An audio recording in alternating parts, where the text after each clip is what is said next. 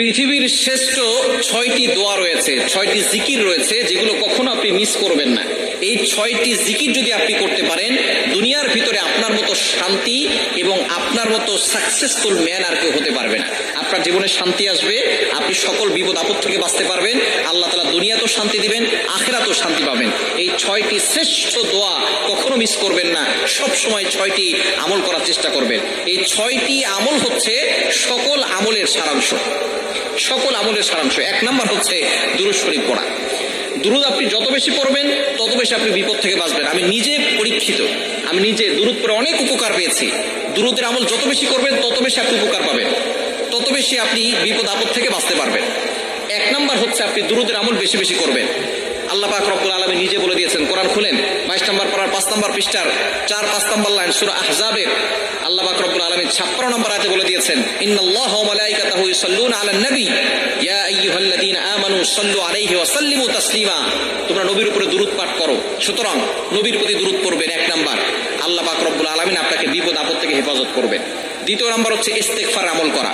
আল্লাহ পাক রব্বুল আলামিন এই ব্যাপারে আয়াত নাযিল করে দিয়েছেন 29 নম্বর পারার 12 নম্বর পৃষ্ঠা সূরা নূহের 10, 11, 12 নম্বর লাইনগুলোতে আল্লাহ তাআলা সুন্দর করে জানিয়ে দিয়েছেন, ফাকুল তুস্তাগফিরু রাব্বাকুম ইন্নাহু কানা গফফারা। যে ব্যক্তি ইস্তেগফারের আমল করে আল্লাহ তাআলা তাকে ক্ষমা করে দেন। ইউরসিলিস সামা আলাইকুম মিদরারা। দুর্ভিক্ষ হচ্ছে, বৃষ্টি হচ্ছে না, ইস্তেগফার করেন আল্লাহ বৃষ্টি দিয়ে দিবেন। সন্তান হচ্ছে না, ইস্তেগফার করেন আল্লাহ সন্তান দিবেন।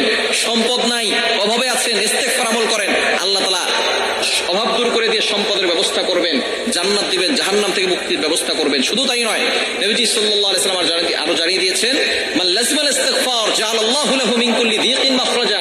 যে ব্যক্তি ইস্তেগফারের সাথে আঠার মতো লেগে থাকবে, আল্লাহ পাক রব্বুল আলামিন তাকে সকল ধরনের দুর্ঘটনা, অ্যাক্সিডেন্ট থেকে হেফাজত করবেন, দুশ্চিন্তা দূর করবেন, টেনশন দূর করবেন, অভাব দূর করবেন।